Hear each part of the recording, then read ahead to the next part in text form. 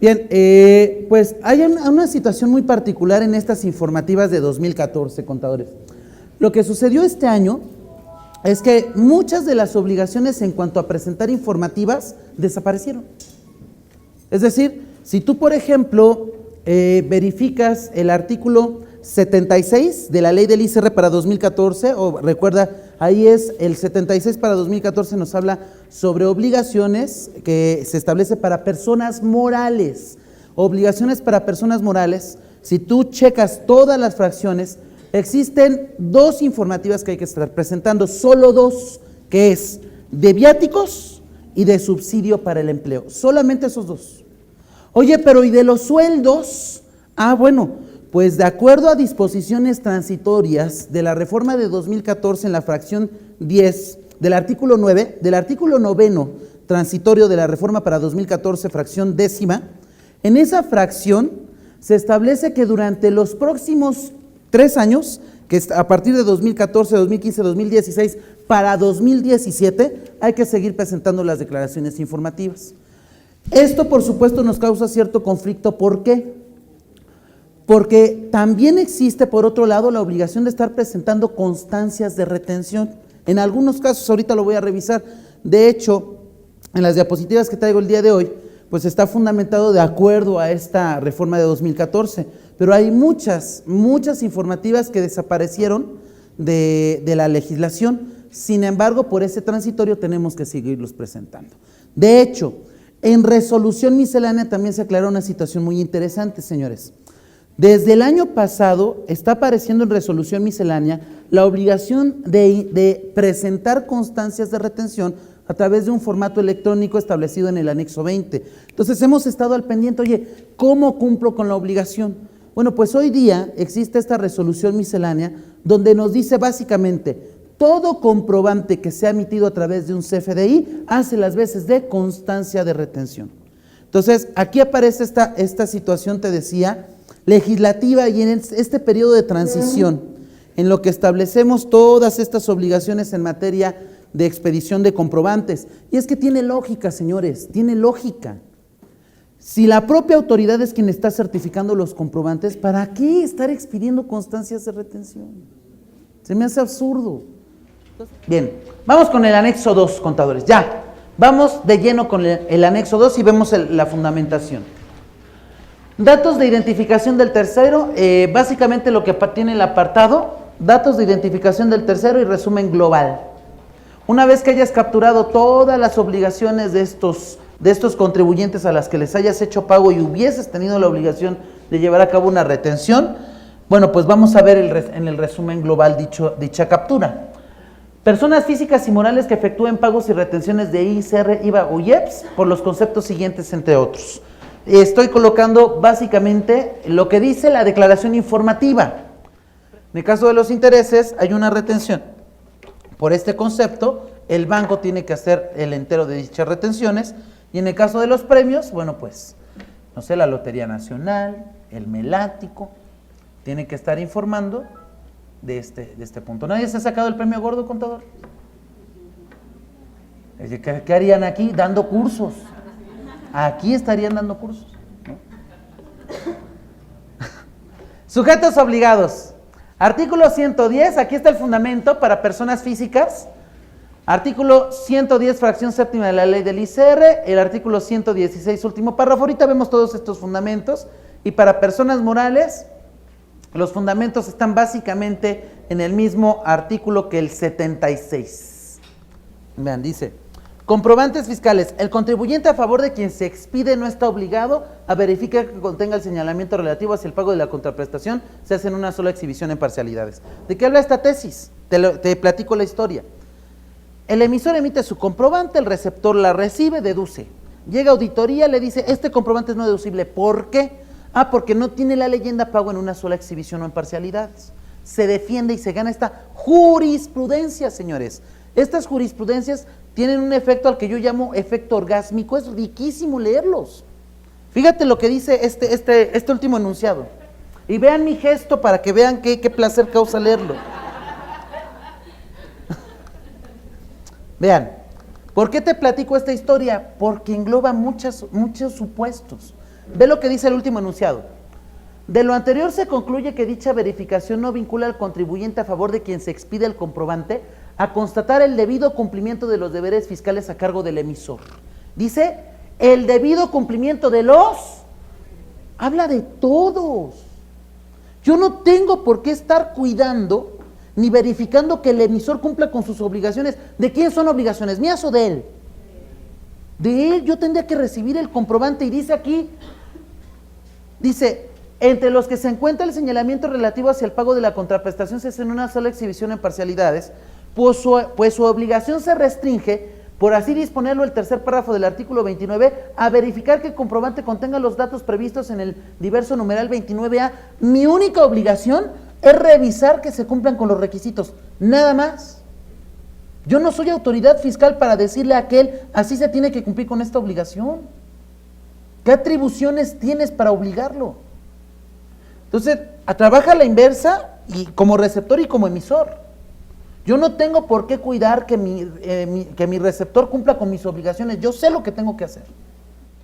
Si tú haces un donativo y luego le quitan la autorización para ser donataria autorizada, a ti ya no te permiten hacer la deducción hasta que recuperen la autorización para ser donataria autorizada.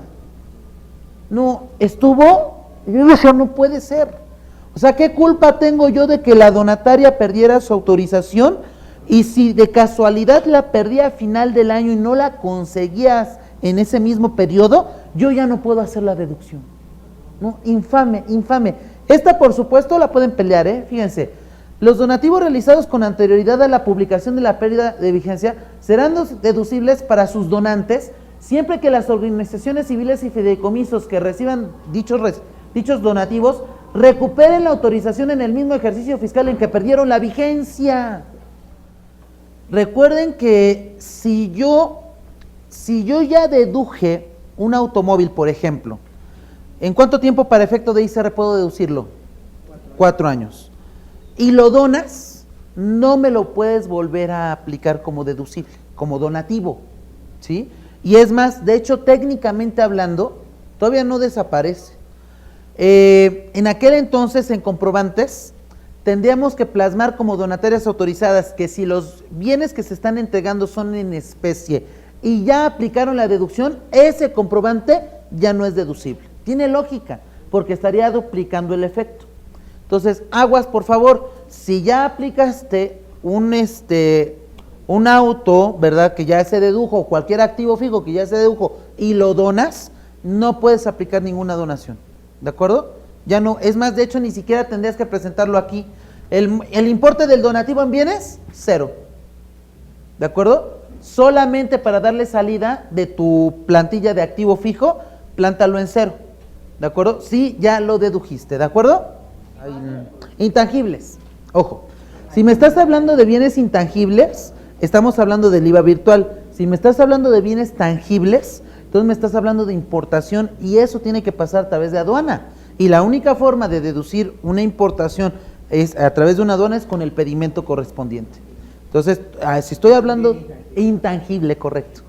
¿Cuál es el requisito? Vean, por favor, dice: lo dispuesto en la presente regla, tratándose de enajenación de bienes o del otorgamiento del uso o goce temporal, solo será aplicable cuando dichos actos o actividades sean efectuados en territorio nacional de conformidad con la ley del IVA. Y ojo, aquí tenemos que revisar el artículo 29 de la ley del IVA para entender cuándo importo bienes o servicios. Y básicamente se entiende cuándo se importa cuando se aprovechan en territorio nacional. Entonces, a ver, por ejemplo, si un viático lo realizo en el extranjero, ¿se aprovecha en territorio nacional? A ver, ¿para qué hiciste el viático? ¿Para qué fue? ¿Para qué fue el viático? ¿Para vender algún producto? Ok, lo vendiste, al final, ¿en dónde se aprovechó? Entonces, hay que checar el artículo 29 de la ley del IVA para identificar en qué momento se aprovecha en territorio nacional un bien. ¿Te acuerdas que en tu material te dije cuál era el criterio para considerar un área que te platicaba de fajas? A partir de 8 kilómetros de tu establecimiento permanente puedes considerar que son viáticos. Entonces, a menos que estés en la frontera, ¿verdad? a menos que estés en la frontera muy pegadito, tendrías que alejarte 8 kilómetros para poder considerar que ese es un viático. ¿De acuerdo? Acuérdate que en materia de IVA hay que tener dos situaciones, básicamente. Una de dos, que la operación se realice en territorio nacional, ¿sí?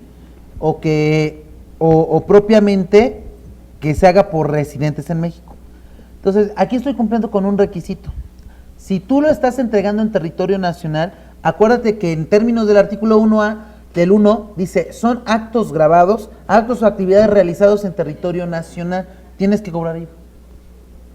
¿De acuerdo? Si tú lo mandaras a la aduana, entonces ya estaríamos hablando de exportación. Entonces tú, 0%, y él en su aduana tendría que pagar el impuesto por la importación. ¿De acuerdo? Pero lo estás entregando en territorio nacional, se cobra.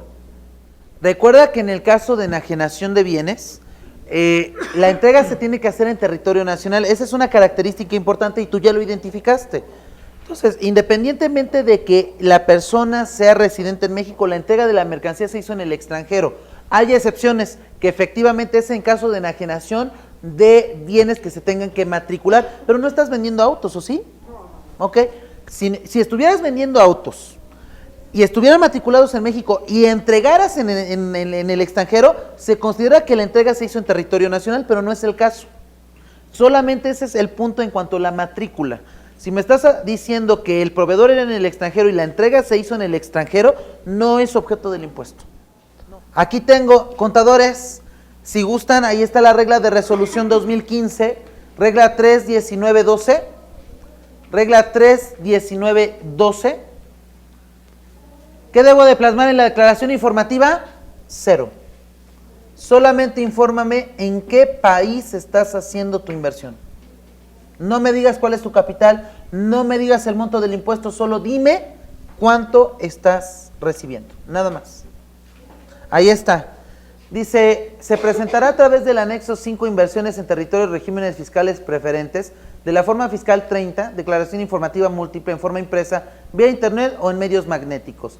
Las personas obligadas a presentar dicha declaración podrán optar por anotar en los recuadros que hagan referencia a cantidades únicamente el número 0. ¿Qué datos hay que plasmar en este anexo, contador? Vamos a la informativa. Bien, ¿qué dato nos está solicitando en el caso del anexo 9 de esta informativa? Vean, primero, datos de identificación del residente en el extranjero. Ya sea proveedor o cliente, no establece ninguna condición, Ya sea proveedor o cliente, tienes que plasmar estos datos.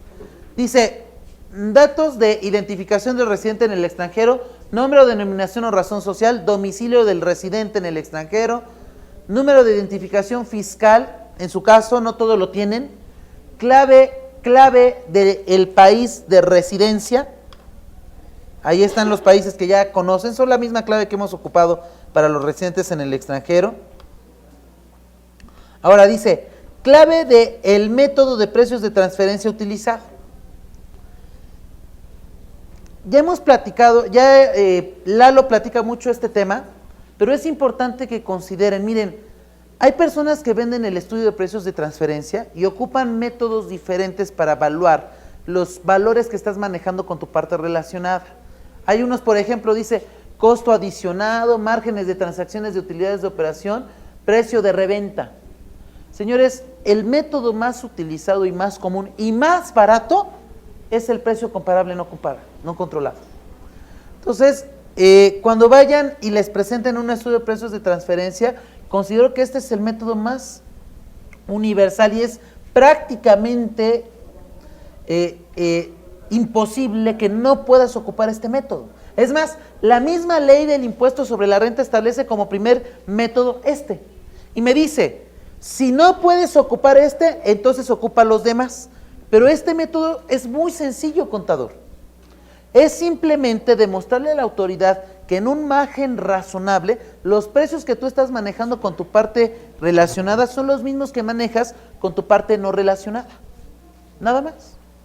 Ejemplo, yo le vendo a mi residente en el extranjero parte relacionada. Le vendes a $100. por decir algo, ¿no? Le vendes a $100. A otro residente en el extranjero que no tenga nada que ver contigo, ¿le vendes a $100? Sí. ¿Cómo le demuestro? Con las facturas. Mira, la misma pieza se la vendo a otra persona al mismo valor. Oye, ¿le hiciste un descuento? Sí, porque mi parte relacionada me compró 1,000,000 de piezas y el otro solo me compró 1,000. Si aquel me comprara 1,000,000, también le hacía el mismo descuento. Ahora, para tus compras, ¿qué producto puedes comprar que sea único en el mundo y no lo puedas comparar con otro? Una Coca-Cola, fórmula única, ¿contra qué lo comparas? Pues con la Pepsi. Les decía, el expresamente debe de decir, como dice código, para que yo identifique qué formato tengo que cumplir para efecto de este artículo 31A. Y lo primero que surge, el nombre. Increíble, increíble. Ahí empieza la inconstitucionalidad, contadores. Vean cómo, así, sin más, el Código Fiscal de la Federación le da todas las facultades que en un formato, con un formato oficial, dice aquí, le apruebe la información, le está dando a la autoridad fiscal, al SAT, las facultades para pedirme la información que se le pegue la gana. Aquí me puede decir en el formato, dame el tipo de sangre del contribuyente. Y yo no tengo pero para decirle, porque aquí me dice la información que te solicite. ¿Cuáles son tus preferencias sexuales? Eso estaría interesante contestarlo, ¿no? Pero me está pidiendo lo que quiera, le está dando los elementos, no le está poniendo nombre al formato, no me está diciendo qué tipo de información le tengo que presentar, no le está diciendo un renglón sobre qué tipo de información me puede solicitar el SAT. Entonces, estoy hundido en una laguna legal espantosa. Entonces, lo primero que tengo que señalar es el nombre y el tipo de información, no lo dice código. Voy al formato, que para empezar, es un vil formato de Excel. Me establece como condición en el anexo, vean, en tu material coloqué el anexo 1A, ahí está, miren. La regla 281-16 de la resolución miscelánea me dice, para cumplir con la obligación a que se refiere la 31A, los contribuyentes podrán presentar la forma oficial 76, información de operaciones relevantes, respecto de las operaciones que se hubieran celebrado en el mes de que se trate. Ahora bien, no obstante que se presentará una forma oficial por cada mes del ejercicio, el envío de las mismas al SAT se realizará más tardar el último día de los meses de abril, julio, octubre y enero del ejercicio siguiente, como se indica. A ver, tomen nota, por favor. Vean lo que dice. Se va a presentar este formato en los meses de abril, julio, octubre y enero. ¿De acuerdo? Y dice, del ejercicio como se indica. Y ven el siguiente cuadro. De enero, febrero y marzo se presentará el último día del mes de mayo de 2015. A ver, ¿no me habías dicho que en abril? ¿Y por qué en el calendario me plasmas mayo? Es un error tras otro, error. Entonces, bueno, te decía, ve, es más, de hecho el nombre del archivo tiene la fecha en que fue publicado, 31 de octubre. Este formato, en términos de una disposición, de una publicación de la página del SAT, por ahí del 10 de octubre nos dicen, ya tenemos el formato para presentar las operaciones relevantes. Y dice un título más largo, ¿no? Operaciones relevantes y preocupantes. Y dije, ¿preocupante para quién? No, increíble. No, y hay un título para el formato, ¿no? Me lo quise aprender. Dice operaciones relevantes y preocupantes. Digo, pues, preocupante, no entiendo por qué, pero bueno. Se publica entre las diversas publicaciones de prensa, en estas de prensa, reuniones de prensa, La autoridad fiscal dijo el 10 de octubre. Ya tenemos comprobante, ya tenemos el formato para que presenten la información. Y se tendría que haber presentado el día 31, así se llama, 31 de octubre. Pregunta, ¿se acuerdan el 31 de código que les comentaba? ¿Cuánto tiempo tiene que presentar o tienen que ser publicadas en el diario oficial para que sean obligatorias? Un mes. Y ahí empiezan otra vez las inconstitucionalidades, la ilegalidad del formato. No tengo ni idea, es más, el legislador como que dijo, toma y pídele lo que tú quieras al contribuyente y está obligado a presentártelo. Porque como no listó qué conceptos, que déjenme decirles, en la informativa les decía que ya se ha presentado información y aquí pretende que sea recurrente esa información. Bueno, entonces déjenme darles mi correo electrónico. Mi correo electrónico es nicolas.perez@emailgbamundial.com.mx. Y si hay alguna felicitación, bueno, pues ahí la recibiré, ¿de acuerdo? Contadores, muchas gracias, sean felices. Espero haber aportado un poquito, algún granito de arena a ese cúmulo de conocimientos que ustedes traen. Muchísimas gracias. Sean felices, contadores. Gracias. Gracias.